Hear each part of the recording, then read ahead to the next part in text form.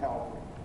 But the voice we need to hear is the voice that says, "Come unto me, all ye that labor and are heavy laden, and I will give you rest." Some people are weary of life, weary of the struggle and the pains, weary of the cares that affect you on a daily basis. You're weary of trying and falling once again. But the voice comes again, and it simply says, why is it so difficult to surrender it all? We recognize that the world is collapsing, it's falling all apart. And we who have been a part of the church understand this is the last days. And yet, we refrain from lying before the Lord on an altar of repentance and pouring out our hearts before God. We read the story of the end times in the daily papers. It's everywhere. We see the results of the prophecy in the daily news. We see, but we don't comprehend. We realize, but we can't change our ways. We hesitate just long enough to get too busy with the things which in turn hinder our relationship with God. God knows we need to come to him for help, and he is our only hope. And I repeat myself by saying that it is certain that we are in the end time. During this end time, there will be parallel churches according to the revelation of John. John gave us the 7 churches of Asia and described their position with spiritual sense. Each of these churches represent a physical time as well as a spiritual time. When John got to the last period of time, prior to the coming of the Lord, he described the Philadelphia church and the church of Laodicea. To the Philadelphia church, which means brotherly love, he set an open door of opportunity. That's what he does. And gave an opportunity, a great commendation. See, God, when he came to those churches, he first of all comes with a commendation. He says, you know what? I know your works. I know how great you are. But then he does something. Because he built you up and you feel good, he comes with a rebuke. But God is different than people. When God comes to tell you what's wrong, he also comes with a remedy. See, a lot of people can tell you what's wrong, but they don't know how to get out of it. See, God came with a commendation, a rebuke, and then a remedy. And so he says that to these churches here. And he gives them the great commendation because they did not remove themselves from the truth. However, to the Laodicea church, he, as you know, gave reprimand because they had lost something important. They lost their fire. They lost their zeal for God. They lost their dependency on God and found material things to replace this trust. They lost their innocence by removing their garments of praise and worship. They lost the sight of the holy things of God. That's when he stood at the door. And you know what he did? And I'm about to close. He begins to knock. He knocks for someone to hear. Behold, I stand at the door and knock. If any man hear my what? Voice. And open the door, I will come into him and will sup with him and he with me. He's looking to have conversation with you. A voice is calling today, church.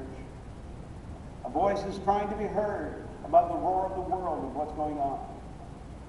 And we're going to lose the valuables that God has placed in our hands if we don't stop long enough to hear his voice. It does not matter what the voice of the world says.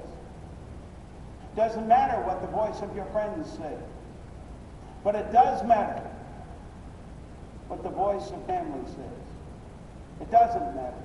And it does not matter what the voice of religion says. We need to hear the one who speaks today loud and clear. We need to listen to the still small voice on the inside that gives us a sense of security and direction. You know, I would dare say that everyone in this room will tune into this voice when you go to shut your eyes at night. The one thing, when I broadcasted literally around the world, our audience was hundreds of millions of people. It was interesting to note that when we went, first of all, out of Stockholm, Sweden, I was not aware of shortwave radio until I started to find out that I got my first one. And when I would go on a station, they had what they had, a little different than most of our radios. They had a fine tuner. And you would take that station and you'd tune in, and all of a sudden, bang, another station coming in on the same station. Bang, another one. You could have as many as 3 stations or 4 on the same number on the dial. So how's that possible? And what happens is, in the frequency, we hear, but we got to fine tune. You know why? There's a lot of voices going on right now. A lot of stuff that's going on. You'll read it in the paper. You'll hear what the devil's got to say. You'll hear what people say. You'll hear what family says. And the thing is, what's interesting? What's interesting this morning is that God wants to speak to us. He wants to speak to us in an awesome way. When was the last time you felt him speak to you? When was the last time you really touched God and you knew him? When was the last time you broke on the inside and God moved on you? You say, what? When was the last time you opened up to God and allowed him to communicate with you? Lois and Ruth's brother is a missionary in Mexico. I got a little offended by him a number of years ago, because he said to me one day, God's speaking to you and you're not listening. I thought, I pray every day. I'm listening to God. He's out of order. Totally out of order. I didn't say anything. I just kept it zipped up until he left. When he left town, I went down to the couch and I was laying on the couch. And when I was laying on the couch, I said, Lord, David's right out of lunch. He's out to lunch. He said, really? I said, I talk to you every day. He said, yeah, but you don't wait for me to talk to you. I said, pardon me? He said, David's right. You're doing all the time. You tell me what you want, but you don't listen to what I have to say to you. He's speaking today for each one of us. His voice is for you. You can listen and be changed. You can listen and be restored. You can listen this morning and be given hope. His voice is the only voice that we need to hear in troubled and chaotic times. You need to hear him today. There's an old chorus I'm going to ask Ruth to lead us in. Reach out and touch the Lord as he passes by. You'll find he's not too busy to hear your heart's cry. And this morning, his voice is going on. I know there is. I know you're tuned in. Yeah, come on, Dave. I know you're... Come on, Dave. Come on.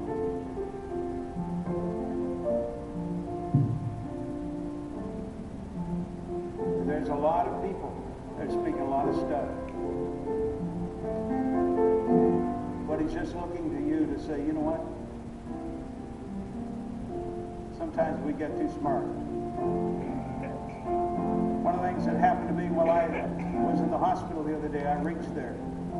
I was laying on my back when the Lord started to speak to me. Don't worry about anything. He said, everything's fine. Everything's fine. And I've worried about it. I haven't. God knows I haven't. See, what happens when fear comes, fear is a tormenting spirit, and it can show you pictures and speak things to you that will bring you into bondage. Oh, you'll never make it. You'll never go anywhere. You'll never do this. That's a lie. Look, he's got plans for you. He wants to prosper you. He wants to bless you. Stop speaking voices that are speaking to you. No, no, no. Come on. Tell them to shut up. Say, the voice I want to tune into is the voice of God. My God is more than enough. He's a mountain mover. He's the one that speaks to winds and waves. He's the one that tells withered hands to open up. He's the one